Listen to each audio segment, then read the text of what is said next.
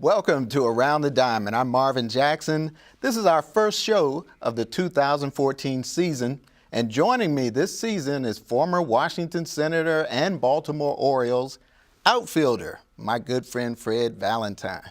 Welcome back, Fred. Thank you, Marvin. It's All good right. to be back. Yeah, I love those switch hitters too. You know, not too many of them around now. No, we need more. Uh-huh. Yeah. And also joining us is Mark Gray from 106.7 The Fan and the HSRN network, radio network. Good to be with you, man. Hey, good. Anytime I can sit with a guy that played on both sides of the parkway. That's true too, man. That's a great thing. Now, coming up later, we'll go on deck with one of the Baltimore Orioles' new hitters, Nelson Cruz. We will discuss Major League Baseball's Jackie Robinson Day, and we'll be joined by another former major leaguer who is helping to develop young baseball talent in the area. But first, let's talk about the Washington Nationals. And joining us by telephone is Washington Times columnist and ESPN 980 The Sports Fix co-host Thom Loverro. How you doing, Tom? I'm doing great, gentlemen. How you doing tonight? We're good. We're good. Now, right now, we like to talk a little bit about the Nationals, and for a while there, it looked like they had everything going whenever they play the Marlins or the Mets, but cannot beat Atlanta. What is going on with that? Well, you know, for early in the season, I mean, I said that first Atlanta series when they played them at home for the home opener, that was as important as an April series can get, because the Braves didn't just beat the Nationals last year, they bullied them. I mean, there was this perception that the Nationals were intimidated by the Braves, and that's why I thought these opening series with Atlanta, the one at home and then the one they just played down in Atlanta, were important, and they failed. They won 1 out of the 6 games. It seemed like they were, like the Braves are in their heads. I mean, even though the Braves are the division champs, a lot of prognosticators picked the Nationals to win the division this year because the Braves had lost Brian McCann, one of their emotional leaders, their catcher to free agency, and they had a couple of starting pitchers that went down to injury. But the Braves still look like the team to beat in the division. It's funny that you make that point, Tommy, because you talk about bullying a team. It's clear right now that psychologically the Braves are in the Nationals' heads. Who do you think is going to be the person inside that clubhouse or inside that dugout that has to be the one that lights some fire and brimstone inside those players, and certainly when they face the team from the ATL? You know, I'm not sure they've got anybody. I don't know why somebody, at one point last year when the Braves were taking target practice at the Nationals hitters down in Atlanta, hitting one batter after another, and like particularly Bryce Harper they had targeted. I don't understand why somebody on that bench at that point didn't just step out and say, okay, we don't want our superstar going out there and getting hurt, but I'll take one for the team and basically go out there and take care of business. I know this sounds sort of Neanderthal, but it had to be done, and it wasn't done last year. And I don't see anyone on the roster this year that's really going to do any different, save for maybe the new manager himself, Matt Williams, who was supposedly a fiery player when he played. Yeah, I agree with you on that part. From the Nationals' perspective, from my point of view, watching them, I think it's more mental than physical with them. They have all the talent that they need out there, but in this game of baseball, we were just watching Strasburg pitch. It's mental. It's a mental thing that gets you over or gets you defeated.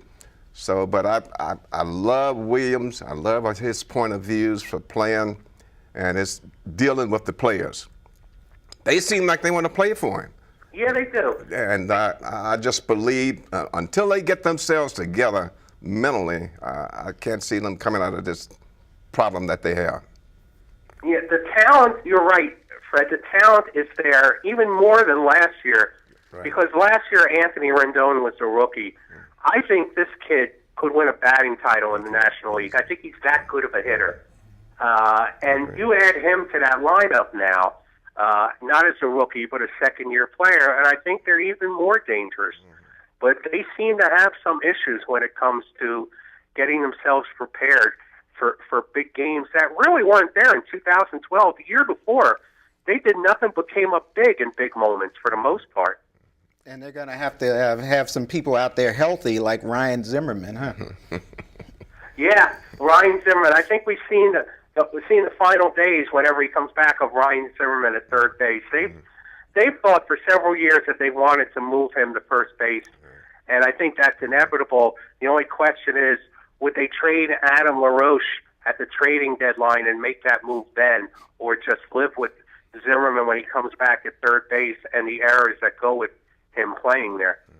Yeah, that's why we're glad we aren't the people that are spending the learners' money, because the organization was caught betwixt and between when you got a player that's been as offensively productive as LaRoche has been, and then you've got the dilemma of a guy who's your captain. Mm-hmm. I mean, they were kind of like between a rock and a hard place, but to your point, Tommy, if for some strange reason they find themselves needing to make a move at the deadline, is LaRoche the guy that will be on the proverbial bubble?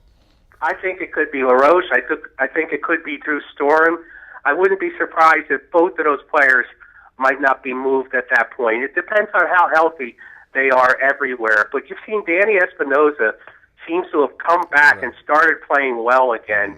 And I think that they think an infield that includes Rendon and Espinosa, along with Desmond, is a pretty good infield. So I don't think they'd have a problem making that move if they felt that they could help themselves with an Adam LaRoche trade at the trading deadline. All right. Well, Tommy, we've got about 20 seconds. Give us a prediction this year. Are they going to beat the Braves? Are they going to win that division? Yes, they are. Again, this team has so much talent. You'd have to really screw it up, I think, for them not to win it. All right. Well, thanks so much for all your insight, and continue to keep us informed with those great Times columns that you put out there and your work on ESPN, The Sports Fix. Thank you, gentlemen. I hope to be in there with you next time. All right. Yeah, do that. Have a blessed day. All right. Easy, Tommy. Take care, Tommy. Okay. All right, guys, it's time for a quick break now. Marvin Jackson here along with Fred Valentine and Mark Gray. Stay with us as we go on deck with a big hitter who the Baltimore Orioles are very excited about. That feature and much more when Around the Diamond returns.